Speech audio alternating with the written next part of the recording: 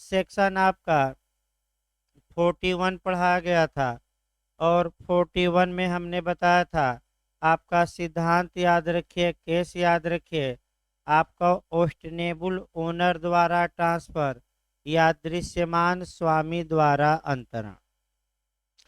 दृश्यमान स्वामी कौन होगा, फिर एक्चुअल स्वामी कौन होगा ये बताया गया था, फिर किसके द्वारा ट्रांसफर किया गया हो दृश्यमान स्वामी द्वारा। ये सिद्धांत हैं और सिद्धांत आपका याद रखना है फैलाव का सिद्धांत या डॉक्ट्रिन ऑफ होल्डिंग आउट। भाई पूछा जाता है कि डॉक्ट्रिन ऑफ होल्डिंग आउट, या बात ना करिए भाई, डॉक्ट्रिन ऑफ होल्डिंग आउट या फैलाव का सिद्धांत कहाँ दिया गया है, तो आपका जवाब रहेगा 41 में। जो दृश्यमान स्वामी द्वारा अंतरण बताया गया उसी को दूसरी भाषा में डॉक्ट्रिन ऑफ होल्डिंग आउट कहते हैं।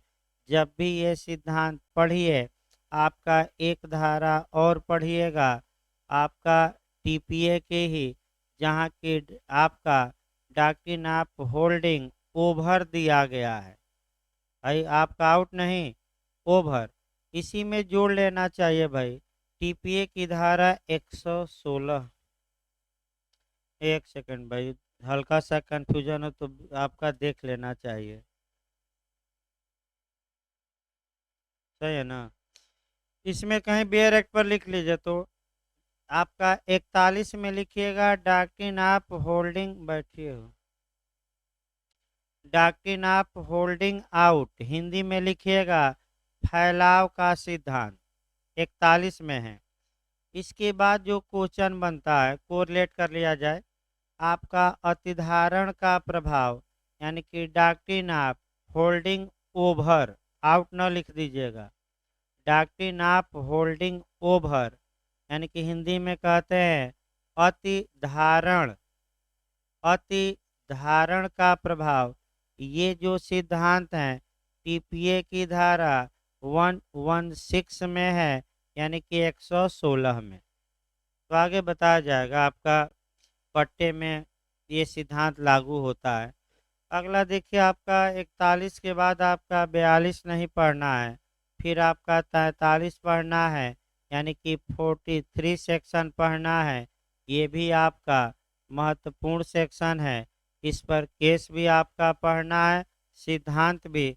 एक देखिए भाई, शुरुआती दौर से फिर चला जाए, आपका जब भी 43 पढ़िएगा केस भी याद रखिएगा। देखिए आपका पहले सेक्शन 7 पढ़िएगा, फिर आपका 43 पढ़िएगा, कैसे पढ़ना ये मॉडल देखिए।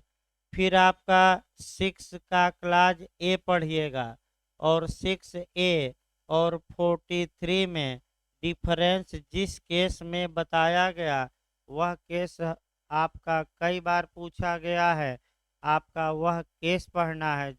यानी कि आपका 3 एंगल से पढ़ना है। पहले समझिए, पहले आपका कौन सी धारा पढ़नी है 7, फिर कौन पढ़नी है 43, फिर हम कौन देखेंगे धारा 6 का कौन सा क्लास ए, और फिर इसमें 43 में और 6A में हम क्या बताएंगे डिफरेंस।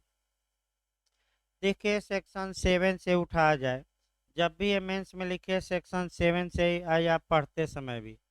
धारा 7 में या 7 में आपका बिहार में भी पूछा गया था भाई कि अंतरण करने में कौन कॉम्पिटेंट या सक्षम होगा, ये किस सेक्शन में दिया गया है, तो सेक्शन 7 में।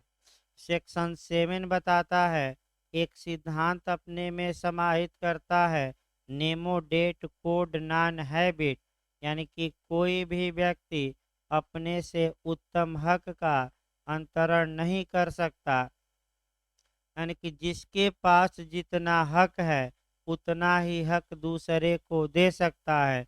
इसका मतलब ये हुआ कि मेरे पास भी जितना ज्ञान है उतना ही ज्ञान मैं आपको क्या कर सकता हूँ, दे सकता हूँ। उससे अधिक ज्ञान देने की क्षमता मुझ में भी नहीं। जितना जिसके पास है वो दूसरे को क्या कर सकता है, दे सकता है। लेकिन लेकिन लग गया तो कुछ न कुछ समस्या जरूर आई। लेकिन ये विधि का पूर्ण नियम नहीं है। आपका सेक्शन 35, 41 और 43 में इसका एक्सेप्शन दिया गया है। कितने धाराओं में? 3। 35 में बता चुका हूँ, डॉक्ट्रिन ऑफ इलेक्शन। 41 बताया गया, दृश्यमान स्वामी। और 43 हम जा रहे हैं शुरू करने। 43 में है अपराधीकृत व्यक्ति द्वारा अंतरण, अनऑथराइज पर्सन द्वारा ट्रांसफर। पहले इसकी भूमिका देखिए।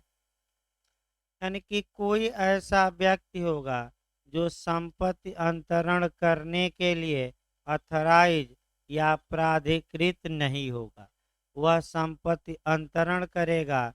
तो ऐसी दशा में उस अंतरण का क्या प्रभाव होगा, ये आपको देखना है। इसको दूसरी भाषा में बता दिया जाए।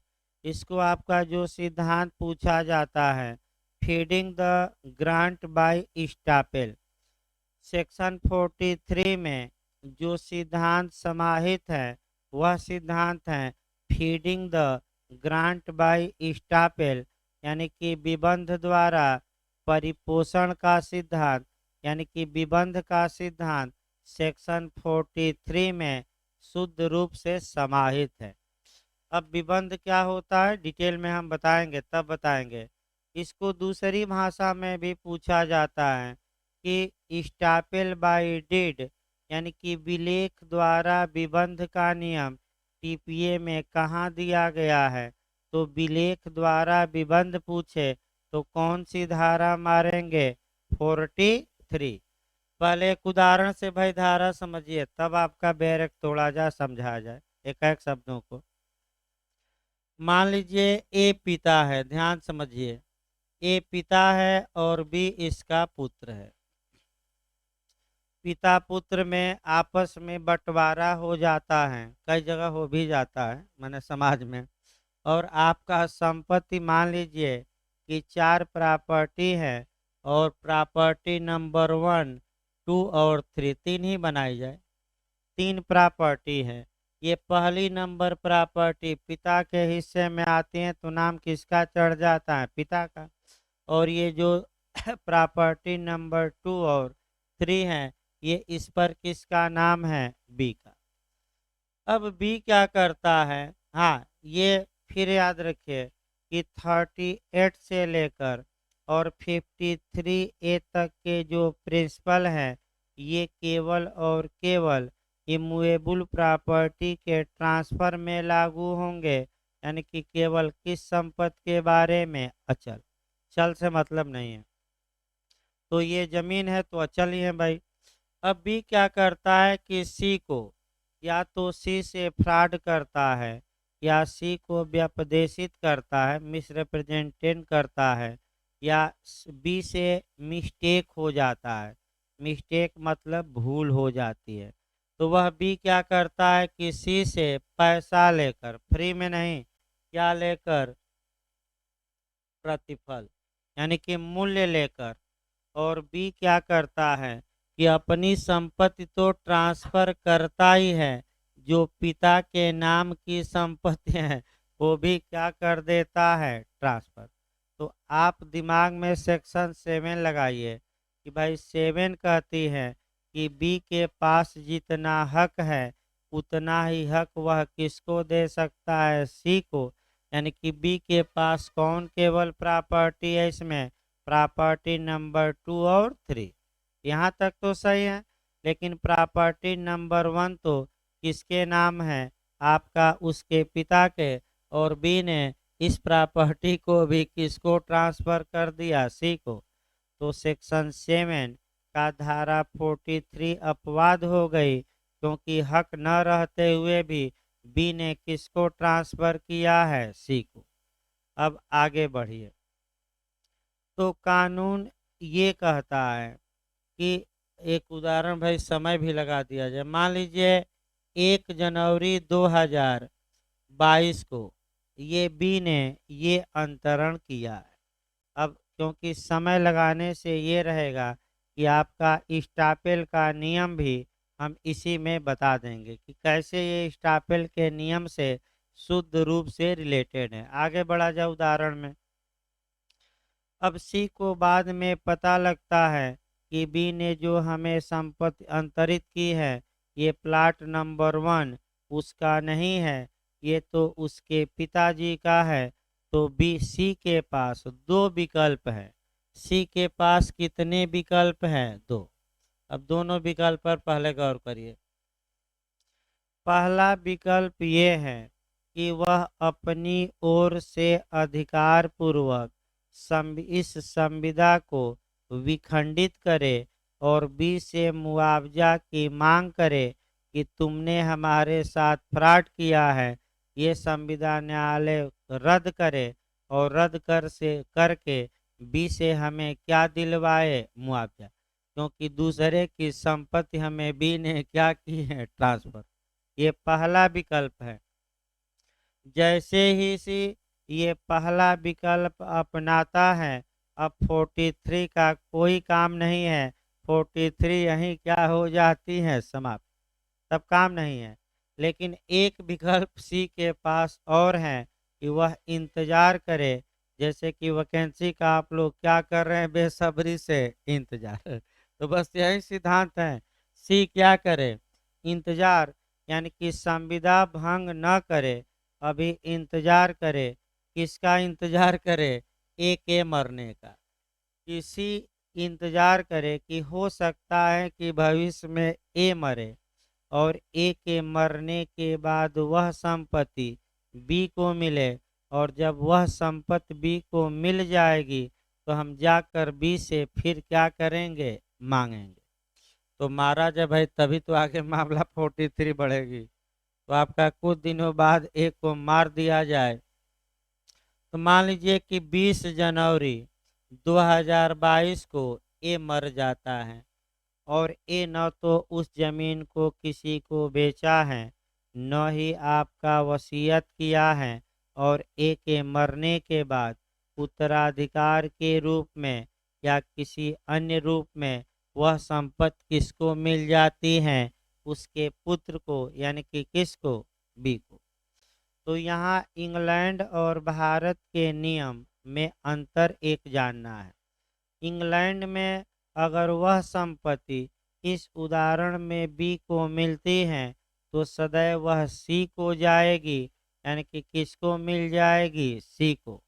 लेकिन भारत में नियम भिन्न है और ऐसी दशा में सी को बी से क्या करना पड़ेगा? डिमांड। यानी कि सी जाकर बी से डिमांड करे कि अब तुम्हारे पिताजी नहीं रहे, पिताजी की प्रॉपर्टी जो तुम हमें बेचे थे अब तुम्हारी हो गई है, अतः ये प्रॉपर्टी मुझे दो।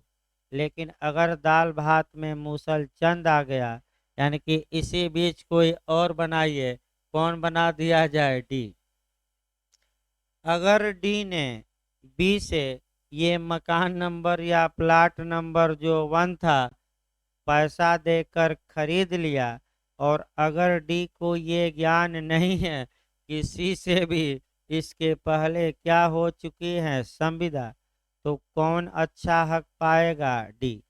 यानी कि इसका मतलब ये हुआ कि जो ये पहला अंतरिति है, यानी कि जो सी है, इसे सदैव सतर्क रहना पड़ेगा और हमेशा इस बात का को देखता रहे कि ए कब मर रहा है और ए के मरने के तत्काल बाद इसे सक्रिय हो जाना चाहिए। अगर सी सो गया तो कानून भी इसे क्या करेगा? सुला देगा। और जो दाल भात में कौन आ गया है बीच में? मूसलचंद, वह अच्छा हक पाएगा। लेकिन ये जो आया है डी बाद में खरीदा है, ये पैसा देकर खरीदा हो और सद्भावना पूर्वक खरीदा हो और इस बात का इसे नॉलेज न हो कि आपका बी और सी के बीच इस प्लाट के लिए क्या हो चुकी है पहले से संविदा। इसी को अब आपका फीडिंग द ग्रांट बाय स्टापेल या दूसरा विलेख द्वारा विबंध आपको समझना है। ध्यान से देखिए। अब समय पर गौर करिए थोड़ा ध्यान से भाई। आखिर भी जब 1 जनवरी को आपका सी को ये संपत्ति अचल संपत्ति ट्रांसफर कर रहा था तो उस समय बी ने झूठ बोला था। कैसे झूठ बोला था? वास्तव में वो उस प्रॉपर्टी का मालिक उसका पिता था, लेकिन झूठ बोला कि इस प्रॉपर्टी का मालिक भी मैं हूँ। और अगर हम देखें तो 20 जनवरी को जब उसका पिता मर गया तब वास्तव में वह उसका क्या हुआ? मालिक। तो गया सी मांगने, तो बी ये कह रहा है कि 1 जनवरी को मैं तुमसे झूठ बोला था। उस समय मैं तुम्हें अंतरित किया था संपत्ति। उस समय ये संपत्ति मेरे हक में नहीं थी और हक में कब आई? 20 जनवरी को। अतः 1 जनवरी को मैं तुमसे झूठ बोला था, अतः 20 जनवरी को सही बोल रहा हूँ। अब ये मेरी संपत्ति है और तुम एक गलत आदमी से गलत समय पर खरीदे थे, अतः मैं तुम्हें ये प्रॉपर्टी नहीं दूंगा। तो अब स्टापेल लगाना है। स्टापेल करता क्या है? विबंध करता क्या है? विबंध समझिए भाई, 2 लाइन एक्स्ट्रा जाकर, क्योंकि सीपीसी की जब धारा 11 में स्टापेल और रेस जुडिकेटा में डिफरेंस बताया जाएगा तो 5-7 मिनट कम से कम स्टापेल अलग से बताना पड़ेगा। स्टापेल शब्द स्टाप से बना है। स्टाप मतलब कि विबंधित कर देना। विबंधित करना मतलब रोक देना होता है। तो गाड़ी को रोकेंगे कि बिगड़ैल घोड़े को रोकेंगे कि न्यायालय को रोकेंगे कि आदमी के बोलने को रोकेंगे कि आदमी के आचरण को रोकेंगे, तो रोका जाएगा। और इस उदाहरण में किसको रोका जाएगा? बी को। स्टापेल जो है वह गलत बात को सत्य मान लेता है। इसका मतलब ये हुआ कि आप एक ही बार में सत्य और झूठ नहीं बोल सकते, यानी कि गर्म काफ़ी और ठंडा काफ़ी नहीं पी सकते। यानी कि अगर आपने एक बार कहा है 1 जनवरी को कि ये संपत्ति मेरी है, आपने 1 जनवरी को झूठ बोला था, तो उसी झूठ पर आज भी क्या रहिए? कायम। आपको 20 जनवरी को सत्य बोलने का मौका, तो मौका न देकर मुंह को क्या कर दिया जाएगा? बंद। किसके मुंह को बंद किया जा रहा है? तो स्टापेल किसके ऊपर लग गया? यानी कि स्टापेल करता क्या है? सत्य का अपवर्जन करता है। वास्तव में 20 जनवरी को सत्य बोल रहा है और झूठ कब बोला था? लेकिन झूठ को स्टापेल स्वीकार करता है और सत्य को क्या करता है? बाहर। ये बहुत खतरनाक चीज है कि आपने एक बार जो कह दिया उसी बात पर क्या रहिए? कायम। अगर आप मुकरते हैं तो आपके मुंह को कानून क्या कर देगा? बंद कर देगा। अब वही है कि भाई आपका जो नेता वादा कर रहे हैं उनका क्या उन पर भी मुंह बंद कर दिया जाए कि मुकरेंगे नहीं? इसके लिए आपका उच्चतम न्यायालय में एक पीआईएल या पब्लिक इंटरेस्ट लिटिगेशन या लोकहितवाद दायर किया गया है कि जो ये चुनाव में नेता प्रेता भूत प्रेत जो लड़ते हैं, भूत प्रेत नहीं भाई, वैसे भूत भी कई फिल्मों में तो भूत को भी लड़ा देते हैं, भूत को भी लड़ाए हैं कई फिल्मों में, लेकिन जो नेता लड़ते हैं अगर वे कुछ वादा करते हैं तो एक याचिका सुप्रीम कोर्ट में पेंडिंग है कि अगर वादे से मुकरते हैं तो इन्हें मुकरने से क्या किया जाए? रोका जाए। ऐसा कुछ होना चाहिए। जैसे मोदी जी ने वादा किया था कि जब हम जीतेंगे तो 15 लाख क्या होगा खाते में, स्विस बैंक से आएगा, 15 लाख मिलेगा। अभी मुकरे नहीं हैं, बस मौन रहते हैं कि कब मिलेगा, तो इंतजार करिए भाई कब मिलेगा। ये मुकरे नहीं है। अगर मुकरेंगे तो आप लोग भी क्या कर देंगे? उनके मुख पर स्टापेल। भाई क्यों मुकर रहे थे? यानी कि कुल मिलाकर एक लाइन ये आया कि ये जो 43 है, feeding the grant by estoppel, यानी कि विबंध द्वारा परिपोषण का सिद्धांत, यानी कि शुद्ध रूप से स्टापेल पर ही आधारित है और बी को बाद में मुकरने से क्या किया जा रहा है? रोका जा रहा है। क्योंकि बी ने जो ट्रांसफर सी को किया था भले उसकी उतना हिस्सा नहीं था, ये लिख पढ़कर किया था, मौखिक नहीं, तो आपका जो पूछा जाता है वह पूछा जाता है कि विलेख द्वारा विबंध, विलेख माने दस्तावेज या डॉक्यूमेंट द्वारा, यानी कि जो चीजें आपने कागज पर लिखी हैं उस कागज से लिखी हुई बातों से आप क्या हैं, बाध्य हैं, आपको मुकरने दिया जाएगा कि नहीं, नहीं। तो विलेख द्वारा विबंध किस धारा में है टीपीए का, 43। अब आइए भाई बेरेक शुरू किया जाए आपका। ये तो आपका जो सामान्य बातें हैं वह बताई गई। अब बेयर एक्ट का एक एक आपका चीजें देखिए, उसके बाद केस देखना। देखिए बेयर एक्ट क्या कहता है भाई, एक एक शब्दों को बेयर एक्ट को अलग किया जाए, इसको समझाया जाए। देखिए अब आपका अपराधीकृत व्यक्ति द्वारा, अपराधीकृत माने अनथराइज, अनथराइज मतलब जो संपत्ति अंतरित करने के लिए आपका कानूनन आपका प्राधिकृत नहीं है। अपराधिकृत व्यक्ति द्वारा अंतरण, अंतरण का मतलब आपका धारा 5 से निकालिएगा। मृत व्यक्ति को अंतरण की, जीवित व्यक्ति को अंतरण, तो क्या वसीयत में यह धारा लागू होगी, नहीं। अंतरण जो अंतरित संपत्ति में पीछे हित अर्जित करता है, तो जो अंतरित संपत्ति में पीछे मतलब क्या, पहले की बाद में क्या पाता है, हित। तो इस उदाहरण में बताइए जो बताया गया था, बी जिस समय ट्रांसफर कर रहा है उस समय इंटरेस्ट पाया कि ट्रांसफर के बाद, क्योंकि ट्रांसफर के बाद उसके पिताजी मरे और पिताजी की संपत्ति कौन पाया, बी, तब तो हित पाया। तो ऐसा अंतरक जो संपत्ति का अंतरण किया है, जीवित व्यक्तियों को किया है, अचल संपत्ति का किया है, लेकिन वह अंतरण करने के लिए क्या नहीं था, अथराइज, लेकिन बाद में वह उस अंतरित संपत्ति का मालिक बन जाता है, तो जिसको अंतरित किया है वह मांग सकता है कि अब आप मालिक बन गए हैं तो हमें प्रॉपर्टी क्या करिए, दीजिए। हेडिंग आई बता के आगे देखिए, जहाँ की कोई व्यक्ति कपट पूर्वक, अब शब्दों को देखिए, उदाहरण भी बनाए रखना है ए बी और सी में, ताकि और एक हम बना देंगे कौन सा, डी।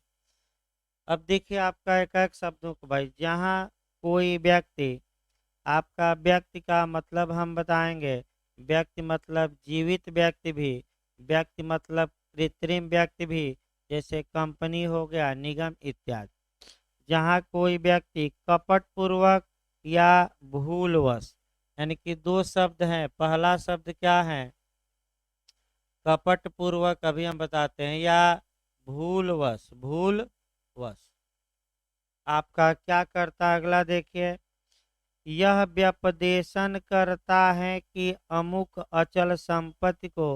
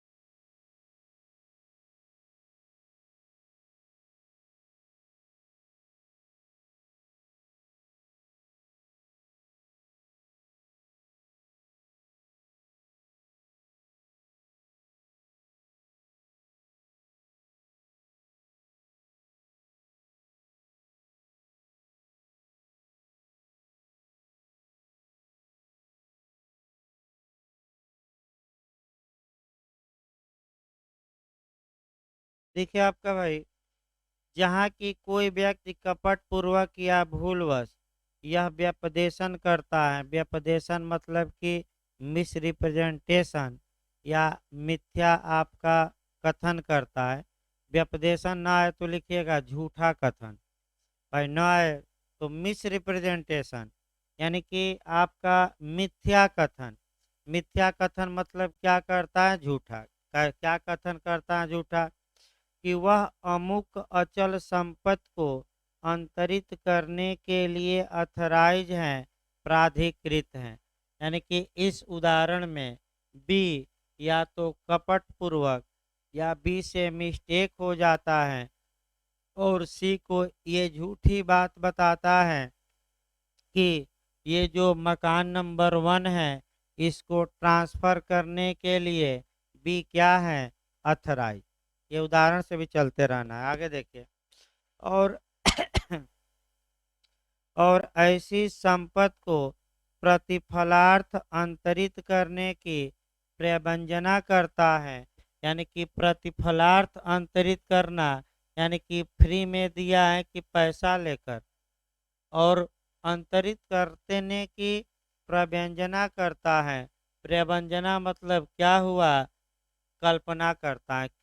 क्यों प्रवंजना शब्द लिखा गया, क्योंकि बी की संपत्ति है ही नहीं तो अंतरण कैसे करेगा। तो अंतरण करने की क्या किया, कल्पना। लेकिन ये कल्पना साकार हो सकती है। अब कब साकार होगी अगला पेरेंट देखिए। और ऐसा अंतरण अंतरिति के विकल्प पर किसी भी उस हित पर प्रवृत्त होगा जिसे अंतरक ऐसी संपत्ति में उतने समय के दौरान कभी भी अर्जित करे जितने समय तक उस अंतरण की संविदा अस्तित्व में रहती है। यानी कि आपका अंतरण और अंतरिति के बीच जो संविदा की गई है वह अस्तित्व में है कि समाप्त हो गई है, अस्तित्व में रहनी चाहिए। ऐसी दशा में अंतरिति को क्या अधिकार मिलेगा, यानी कि जो खरीदा है उसे क्या अधिकार मिलेगा, तो वह आपका, अभी हम बता रहे हैं आगे, पहले अगला देखिए। इस धारा की कोई भी बात उक्त विकल्प के अस्तित्व की सूचना न रखने वाले सद्भावना पूर्वक सप्रतिफल अंतरितियों के आधार का ह्रास न करेगी।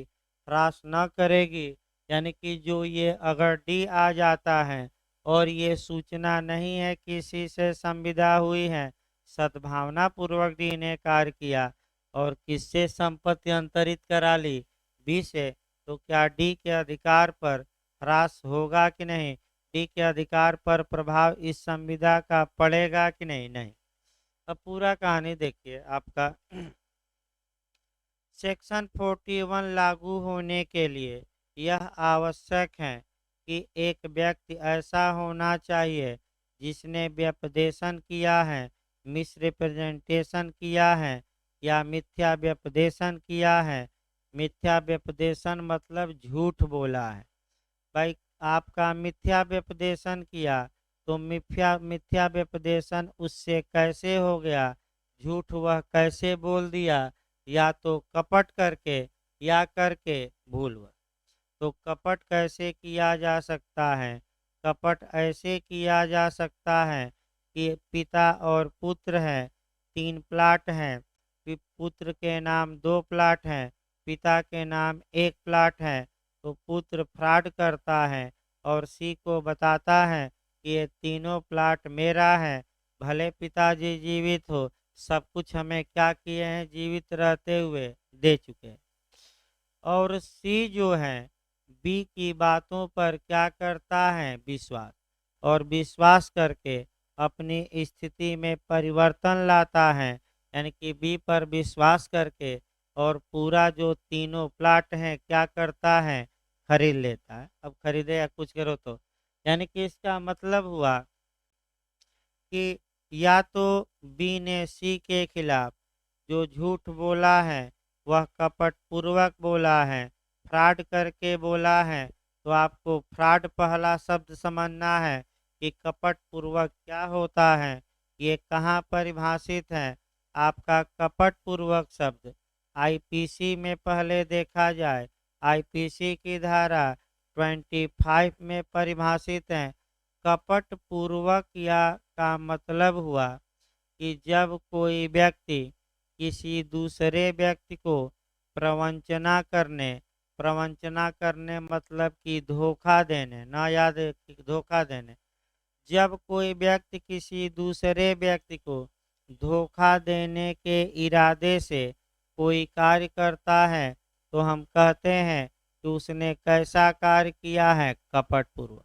यानी कि बी ने किसको धोखा देने के लिए कार्य किया है, सी को, कि सी को क्या हो जाए, धोखा। ये चूंकि टीपीए संविदा अधिनियम का भाग है, आईपीसी का भाग नहीं है, अतः यह परिभाषा जो हमने आईपीसी वाली बताई टीपीए में अप्लाई न करिएगा। वो कोरिलेट करके हमने बताया, लेकिन टीपीए में लागू नहीं करना है। जो चूंकि टीपीए में कहीं भी कपट पूर्वक शब्द को परिभाषित नहीं किया गया है, और टीपीए की धारा 4 मैं बता चुका हूँ कि टीपीए किसका पार्ट है, कॉन्ट्रैक्ट का। तो अब हमें जाना है संविदा अधिनियम में। क्या संविदा अधिनियम में कपट शब्द को परिभाषित किया गया कि नहीं है। और डेरी वर्सेज पीक के बाद में जस्टिस हर्षैल ने फ्रॉड को परिभाषित किया, और कपट के बारे में सेक्शन 70 कॉन्ट्रैक्ट का बताएगा, धारा 17 बताएगी 5 प्रकार के कार्य हैं। अगर एक पक्षकार दूसरे के प्रति करता है तो हम उसे क्या मानेंगे, फ्रॉड। कितने प्रकार के कार्य हैं, रट कर जाइए, 5।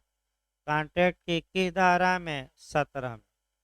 अब यहाँ जो ज़्यादातर पूछा जाता है कि क्या किसी फैक्ट के बारे में, तथ्य के बारे में, किसी विषय के बारे में साइलेंट रह जाना, चुप रह जाना, मौन रह जाना फ्रॉड माना जाएगा कि नहीं, ये बहुत जे में आता है।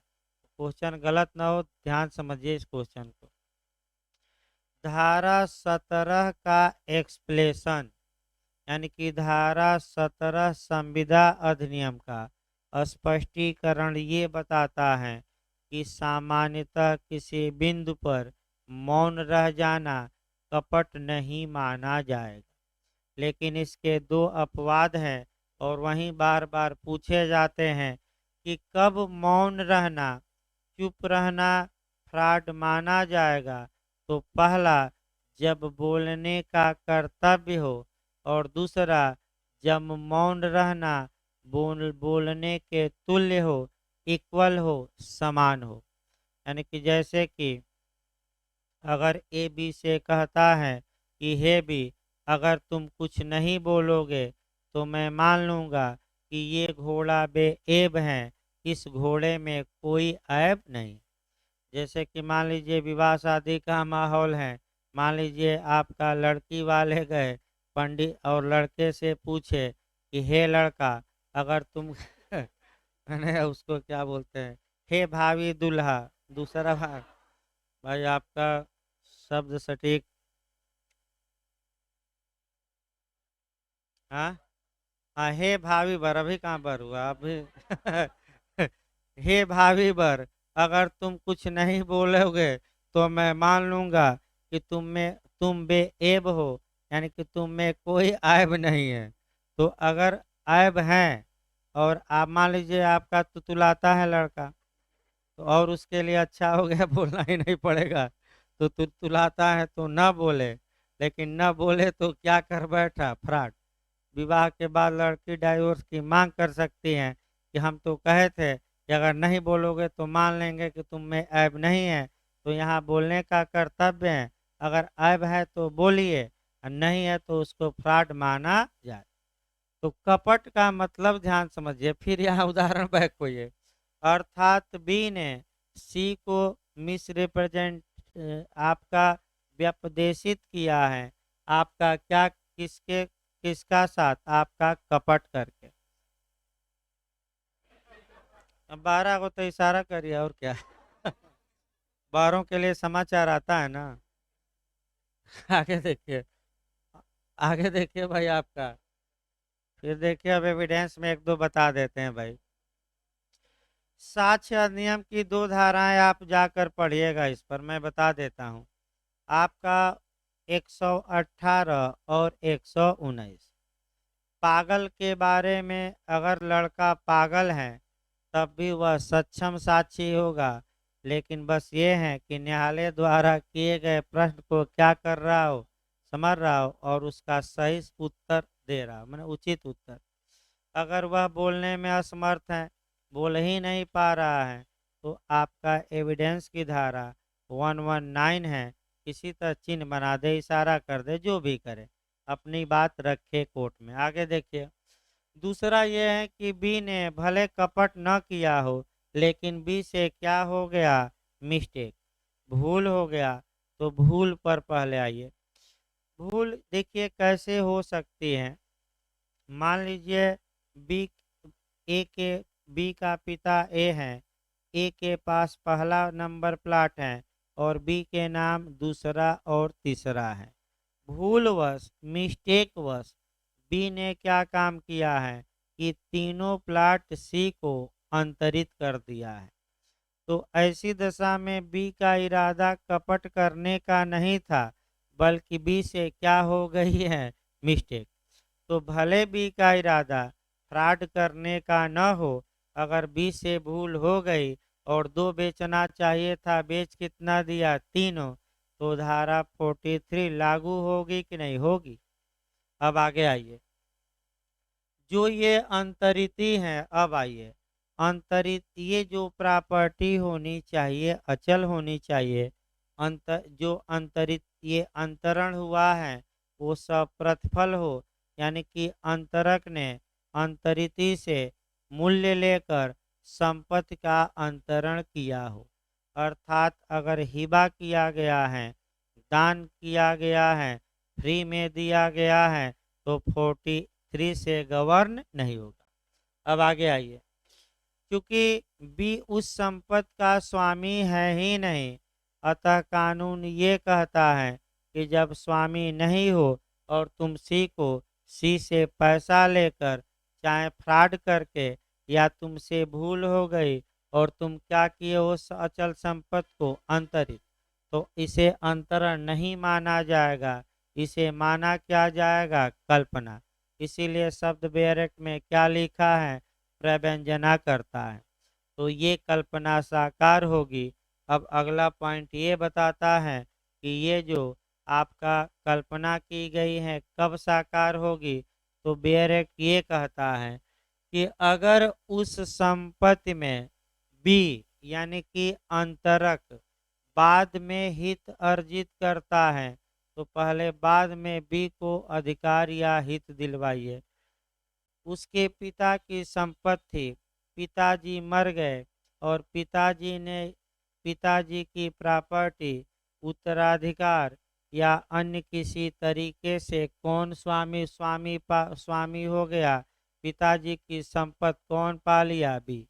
यानी कि बी ने जिस संपत्ति को अंतरित करने की कल्पना की थी, चाहे फ्रॉड करके या बी से क्या हो गया था, मिस्टेक, बाद में वह संपत्ति बी को क्या होती है, मिल जाती है।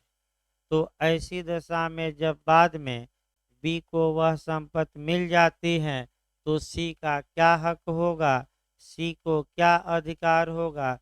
तो फिर एक बार देखिए, जो अंतरिती है, अगर अंतरिती ने संविदा भंग न की हो, यानी कि संविदा भंग न की हो, यानी कि बी ने जिस संविदा द्वारा सी को अंतरित करने की कल्पना की थी, वह संविदा भंग हो गई हो कि न हुई हो, न हुई हो, तो बी से सी मांग कर सकता है कि ये प्रॉपर्टी हमें दी जाए, ये प्रॉपर्टी हमें क्या दी जाए। तो बताइए सी को बी से वह प्रॉपर्टी स्वतः मिलेगी भारत में कि मांग करनी पड़ेगी। लेकिन इंग्लैंड में नियम अलग है, इंग्लैंड में क्या मिल जाएगी, स्वतः। लेकिन सतर्क रहना है, संविदा टूट गई है कि बनी हुई है। हाँ, ये नहीं कि किसी संविदा भंग कर दे, तब नहीं नियम लागू होगा। अब आपका लास्ट लाइन देखिए, लास्ट लाइन ये कहती है कि अगर आपका कोई सप्रतिफल अंतरिति आ जाता है, यानी कि हम किसको बना लें, डी को। मान लीजिए ए के पिताजी मर गए और बी को, बी उस संपत्ति का क्या हो गया, स्वामी। जिस संपत्ति को बेचने की कल्पना वह किसको किया था, सी को। तब तक एक और आ गया, कौन आ गया, डी।